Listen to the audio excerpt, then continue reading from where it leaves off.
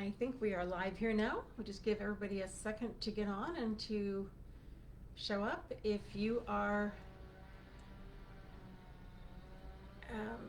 if you are on live right now, give me a hello, give me a thumbs up, an emoji of some sort. If you're watching the replay, please put in hashtag replay so we can check where we're going here. Please feel free to share these with anyone and everyone. We'd love to have people know more about CanBeWell and what we do. And I'm Linda Easthouse. We've talked a few times before, but I'm delighted to be here again. This is our weekly encouragement meeting. And for some reason, I'm not able to see the chat box. So if you're talking to me, unfortunately, the chat box is not showing up here for me. So don't know why that's happening, but it seems to be one of Facebook's little glitches going on this morning. So I'm very sorry if I don't respond to your comment immediately because I can't see it, unfortunately. So I'm going to talk and I'll go back into the chat afterwards and have a look at all the messages that come through. Please put your comments and questions and whatever in there, and I will answer the chats afterwards. So I'm sorry, I don't know why the chat is not showing up for me today. It usually does, but oh well. Here we are.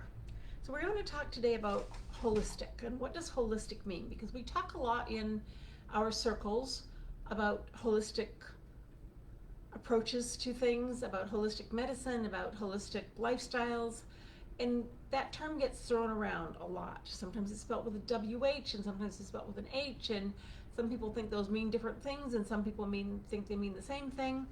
For our purposes, we don't really care which way you spell it. I'm not a spelling person. I use the H because it's easier to spell and it shows up that way. Some people have a reason for using the other, and that's fine too. It doesn't matter. But what it means does matter.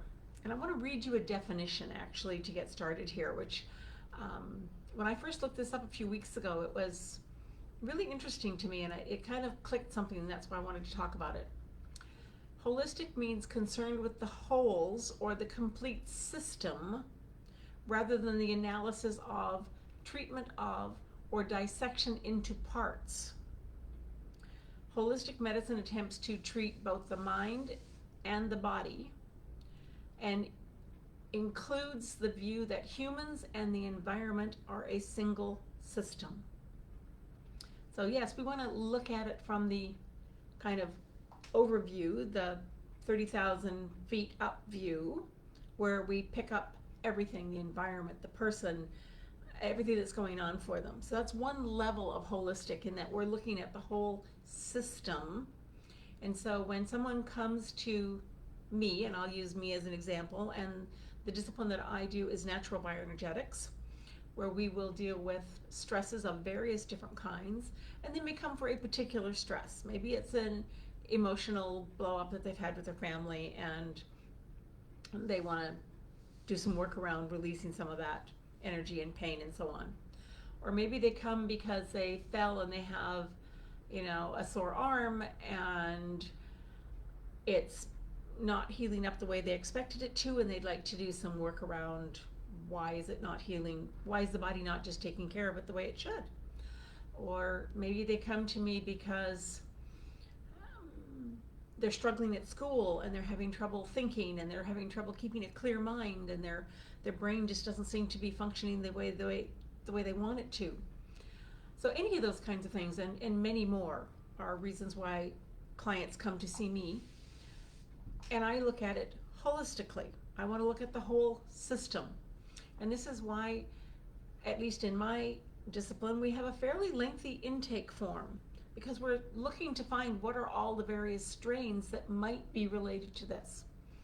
And then of course we want to go to the body and ask the body, what do you think is related to this? And that's where we use the muscle monitoring, because the muscle monitoring will allow us to show where the body has a concern or has a stress or has a imbalance, has a blockage where the energy doesn't flow freely through a particular aspect.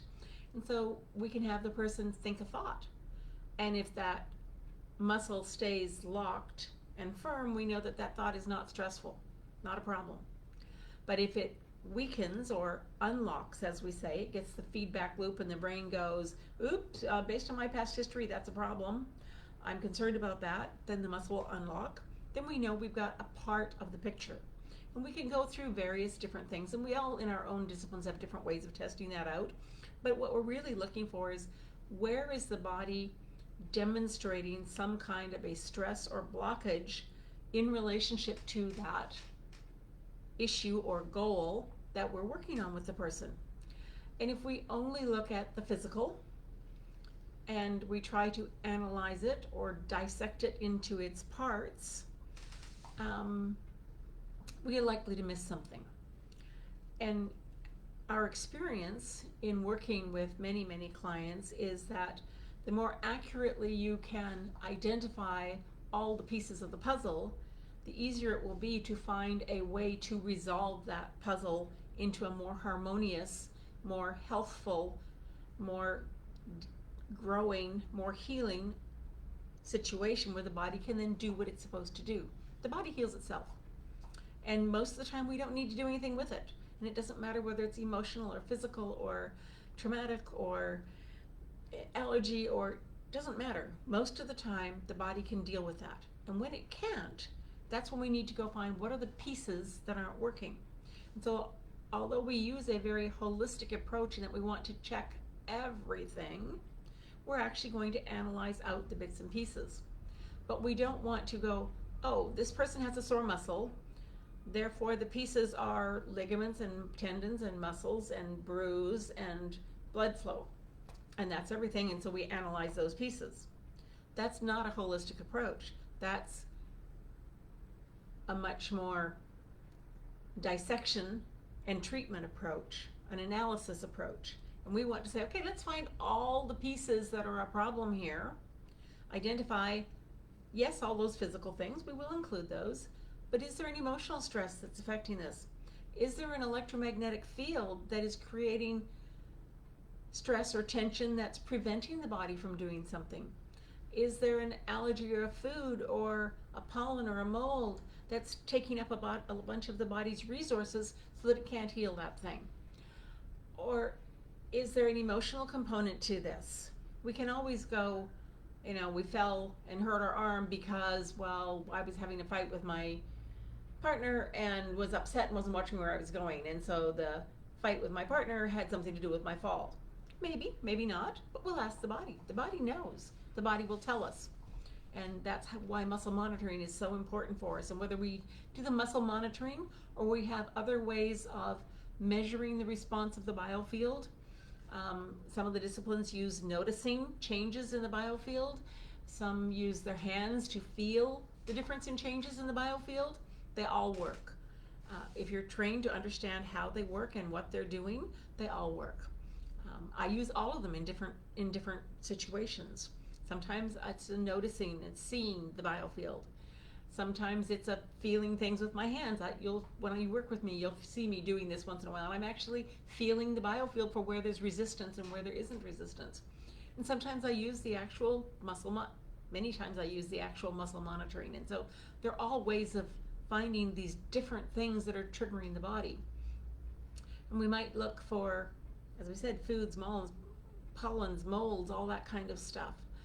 There may be traumatic histories. There may be something in the past that somehow is still inappropriately connected, so that button gets pushed and it sets off a whole cascade of things that don't actually have anything to do with the current injury, but because of some kind of a traumatic scar where things have gotten stuck together that don't necessarily need to be stuck together, it sets off this cascade.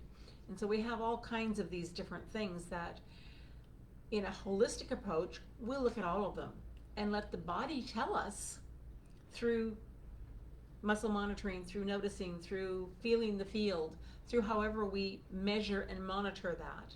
It's not just guessing, it's not just intuition. It's not just, I'm a psychic and I can see, because I'm not and I don't. Well, sometimes I do, but I'm not. It's about putting some kind of thought, frequency, vibration, information into the field of the person and allowing their body to respond to it, and then measuring that response to tell us what's going on. And so in a holistic approach, we want to look at everything, and that of course will include food and diet. It'll include things like rest, sleep, work, play, all of the things that will feed into why is the body not doing what it's supposed to be doing. And so if you're have been struggling with whatever, and you go to the doctor and they do the blood tests and everything looks good, and they do their thing and everything looks good, and they go, well, you know, it's kind of just all in your head, you need to be less stressed.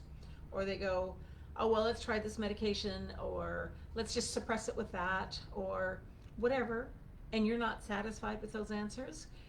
That lack of satisfaction is usually because inside you know there's more to it.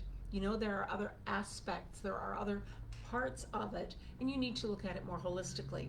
You need to look at what's going on in the environment, in the various parts of the person's life, in the various emotional aspects of the person's life that are all playing into this one picture. And so as we think holistically, we want to be sure that we understand all those things. This kind of work is called energy work, energy medicine, energy healing, energy however you want to describe it, for a reason. And that's because our body reacts to more than one thing at a time. And when we look at it holistically, we're taking into account all of those aspects and how the vibrations and frequencies from the different parts all affect a particular thing that we're looking at. And so we want to really, as specialists and facilitators, want to be the most educated, the most learned, the most information that we can have in order to present the body all the right questions.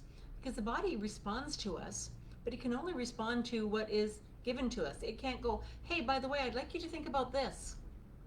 Unless we say, is this something you'd like to, that the body would like to respond to?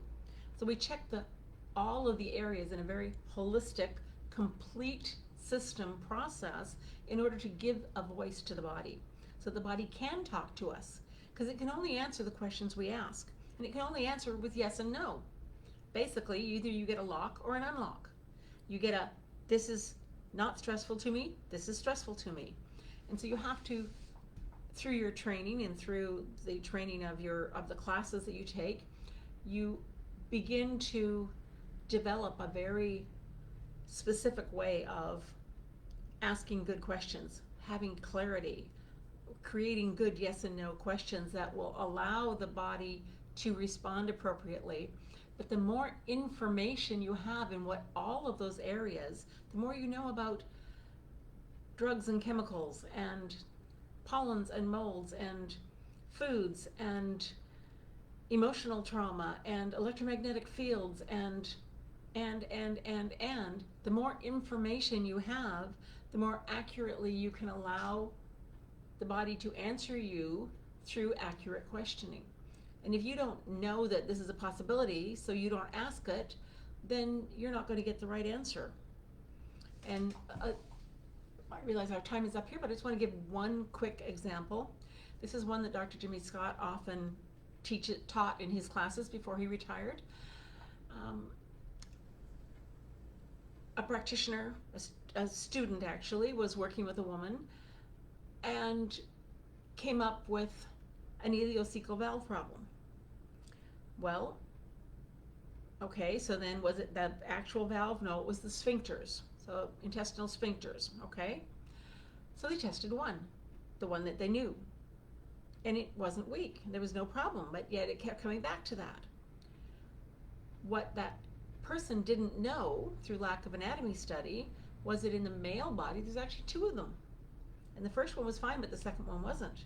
And if you hadn't studied anatomy and didn't know that, you'd never get to that answer.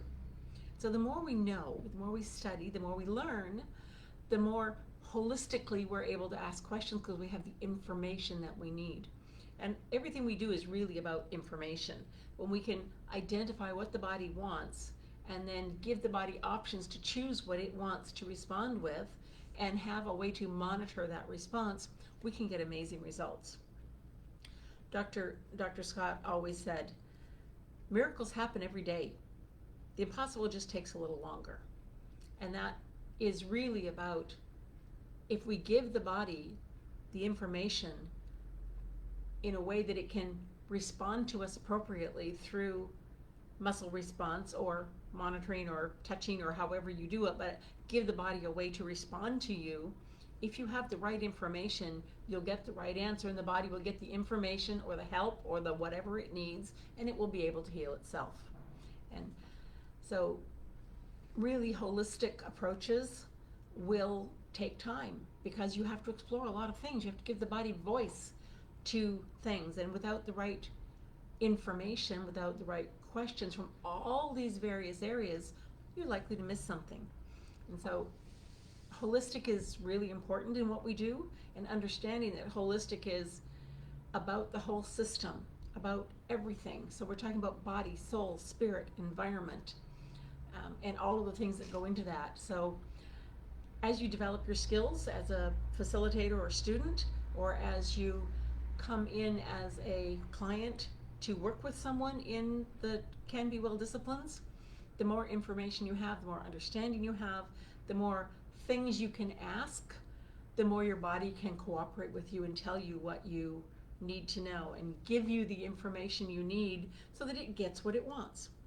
Once it has what it wants, once it has what it needs, and whether that's a frequency, whether that's a connection, whether that's the removing of a blockage, whether that's the stopping of some kind of frequency or allergy or stress, whether that's a nutritional issue that for some reason has not worked properly, whether it's a mental thinking blockage, whether it's a belief system, whether it's a trauma, the body can tell you what it wants if we ask it the right questions.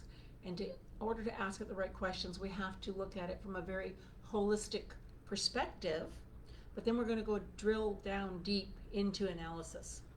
But we're not going to just take the surface symptom and drill down in that. We're going to drill down in every area that the body wants us to know about. And it's the puzzle pieces that come together that create the situation in which the body can then do what it wants to do, heal itself, move forward, make its changes, create a new life, do whatever it is that it wants to. So I hope this has helped you think about what are the issues that might need attention in your life, what areas of your life might you want to explore more, where do you need to learn more, where do you need to do some research, and then you and your facilitator or specialist can work together, talking with your body, carrying on a conversation to resolve the issues and restore the full and proper function and flow of energy through the body, which allows the body to create miracles every day. Thank you, and we'll talk to you another week.